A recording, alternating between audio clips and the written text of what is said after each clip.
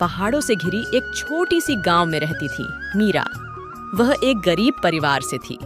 गांव में बिजली कम ही आती थी, तो शाम ढलते ही चारों तरफ अंधेरा छा जाता था। मीरा पढ़ाई बहुत करना चाहती थी, लेकिन मिट्टी के तेल का दिया उसकी उम्मीदों को जला पाने में नाकामयाब रहता था।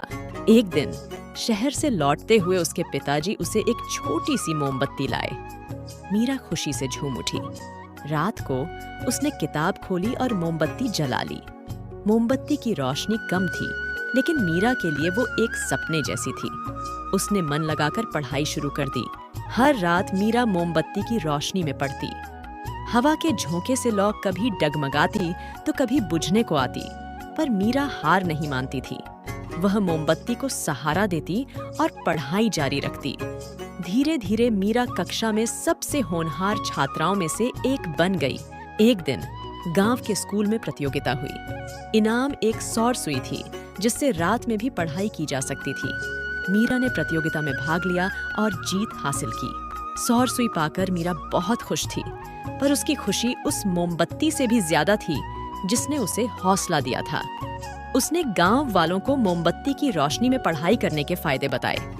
धीरे धीरे गांव के कई गरीब बच्चों ने भी मोमबत्ती की रोशनी में पढ़ना शुरू कर दिया।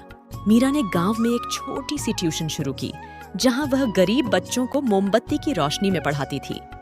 धीरे धीरे गांव के लोगों ने भी बिजली बचत के लिए मोमबत्ती का इस्तेमाल शुरू कर दिया। कुछ समय बाद सरकार ने गांव में सौर ऊर्जा प्रणाली स्थापित की।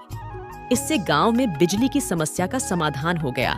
लेकिन मीरा की छोटी सी मोमबत्ती सबके मन में हमेशा के लिए जगमगाती रही। इस तरह एक छोटी सी मोमबत्ती मीरा और गांव के अन्य बच्चों के लिए ज्ञान का दीप बन गई। उसने सिखाया कि हौसला और मेहनत से अंधकार को भी मिटाया जा सकता है।